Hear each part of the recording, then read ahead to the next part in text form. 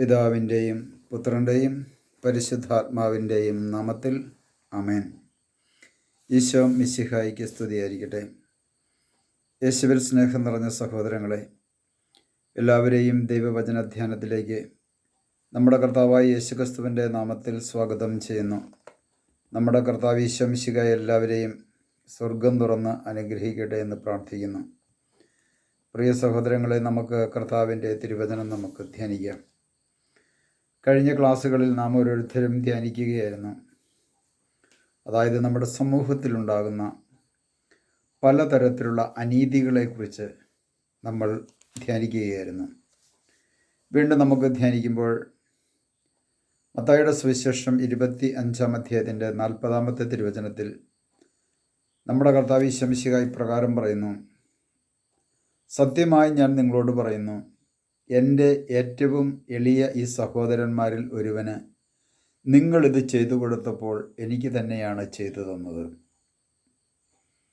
യേശുനാഥൻ പറയുന്നൊരു വളരെ പരമപ്രധാനമായ ഒരു കാര്യമാണ്. സത്യമായി, ഈശോ പറയുന്ന അങ്ങനെയാണ്, സത്യമായി ഞാൻ നിങ്ങളോട് പറയുന്നു എന്ന് പറഞ്ഞാൽ യേശു സത്യമാണ്, യേശു പറയുന്നതും സത്യമാണ്. യേശു വചനമാണ്, യേശു പറയുന്നതും വചനമാണ്. അതുകൊണ്ട് വചനം തന്നെയാകുന്ന ഈശോ പറയുകയാണ്, ദൈവം തന്നെയാകുന്ന യേശു പറയുകയാണ്, സത്യമായി ഞാൻ നിങ്ങളോട് പറയുന്നു, എൻ്റെ ഏറ്റവും ഈ എളിയ സഹോദരന്മാരിൽ ഒരുവന് നിങ്ങൾ ഇത് ചെയ്തു കൊടുത്തപ്പോൾ നിങ്ങൾ എനിക്ക് തന്നെയാണ് ചെയ്തു തന്നത്. പ്രിയ സഹോദരങ്ങളെ, ഇന്ന് നമ്മൾ ചിന്തിക്കുന്നത് ഇങ്ങനെയാണ്. നമ്മുടെ സാമൂഹ്യമായ പശ്ചാത്തലത്തിൽ ദരിദ്രരോട് കാണിക്കുന്ന വലിയ അനീതിയുണ്ട്.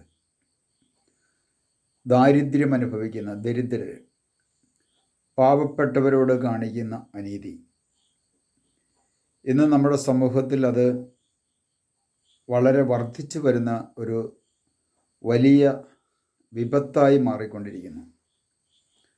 ഏത് മേഖലയെടുത്ത് നമ്മൾ പരിശോധിച്ചാലും പാവപ്പെട്ട വ്യക്തികൾക്ക്, ദാരിദ്ര്യം അനുഭവിക്കുന്ന വ്യക്തികൾക്ക് പല മേഖലകളിൽ നിന്നും അവർക്ക് ലഭിക്കേണ്ട നീതി ലഭിക്കുന്നില്ല.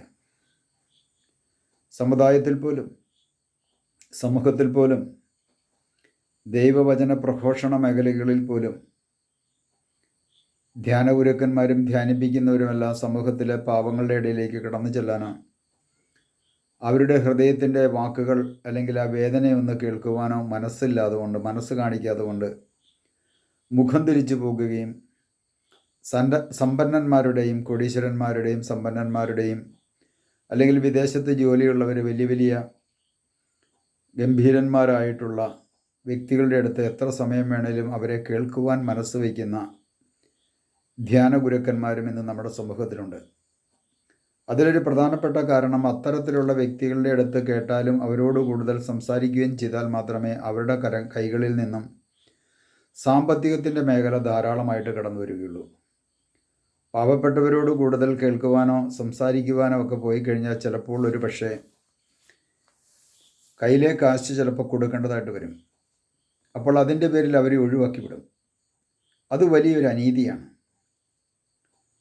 ശുശ്രൂഷാ മേഖലകളിലും പാവപ്പെട്ടവരെ അവഗണിച്ച് മാറ്റി നിർത്തുന്ന അനുഭവങ്ങൾ സമൂഹത്തിൽ ധാരാളമുണ്ട്. അത് നേതൃത്വ നിരയിൽ നിന്നും കാണിക്കുന്ന വലിയൊരു അനീതി തന്നെയാണ്. ദൈവത്തിന് മുമ്പിൽ ചെറിയവനെന്നോ വലിയവനെന്നോ അല്ല, എല്ലാവരും തമ്പുരാൻ്റെ മുമ്പിൽ തുല്യരാണ്. അപ്പോൾ പ്രിയ സഹോദരങ്ങളെ, തുല്യർ മാത്രമല്ല, അതിൽ യേശുനാഥൻ്റെ കാഴ്ചപ്പാടിൽ, ദൈവത്തിൻ്റെ കാഴ്ചപ്പാടിൽ ഏറ്റവും താഴെയുള്ള വ്യക്തികളിലേക്കാണ് ഏറ്റവും കൂടുതലായിട്ട് കർത്താവ് കടന്നു ചെന്നിട്ടുള്ളത്. യേശുക്രിസ്തുവിൻ്റെ പരസ്യ ജീവിതം നമ്മൾക്കൊന്ന് പരിശോധിച്ചാൽ നമുക്കത് കാണുവാൻ സാധിക്കും. യേശുവിൻ്റെ പരസ്യ ജീവിത കാലഘട്ടത്തിൽ ദൈവം തന്നെയായി യേശു ഈ ഭൂമിയിലേക്ക് മനുഷ്യനായിട്ട് അവതരിച്ചിട്ട്, യേശുനാഥന് എൻ്റെ പരസ്യ ജീവിതകാലത്തിൽ വലിയ വലിയ സമ്പന്നന്മാരുണ്ടായിരുന്നു, കോടീശ്വരന്മാരൊക്കെ ആ കാലഘട്ടത്തിലുണ്ടായിരുന്നു. വലിയ വലിയ പ്രഭുക്കന്മാരും രാജാക്കന്മാരും ഉണ്ടായിരുന്നു. അവരുടെ കൂടെ പോയല്ല കർത്താവ് അന്തി ഉറങ്ങിയത്. അതുപോലെ തന്നെ ആ കാലഘട്ടത്തിൽ, യഹൂദന്മാരുടെ കാലഘട്ടത്തിൽ, യഹൂദ മതത്തിൻ്റെ വലിയ വലിയ പുരോഹിതന്മാരുണ്ടായിരുന്നു, പ്രമാണിമാരുണ്ടായിരുന്നു, നിയമജ്ഞന്മാരുണ്ടായിരുന്നു, ഫരീസിയരുണ്ടായിരുന്നു. അങ്ങനെയുള്ള വലിയ വലിയ ഗംഭീരന്മാരെല്ലാവരും ഉണ്ടായിരുന്നു. നമ്മുടെ കർത്താവ് ഈശോ മിശിഹാ അവരുടെ ഭവനത്തിലേക്ക് കടന്നു ചെന്ന് അവരുടെ സമ്പത്ത് വാങ്ങി അവർക്ക് വേണ്ടിയിട്ട് ഓശാന പാടിയവരല്ല, അല്ലെങ്കിൽ അവരുടെ കാര്യം നടത്തിക്കൊടുത്തവരല്ല.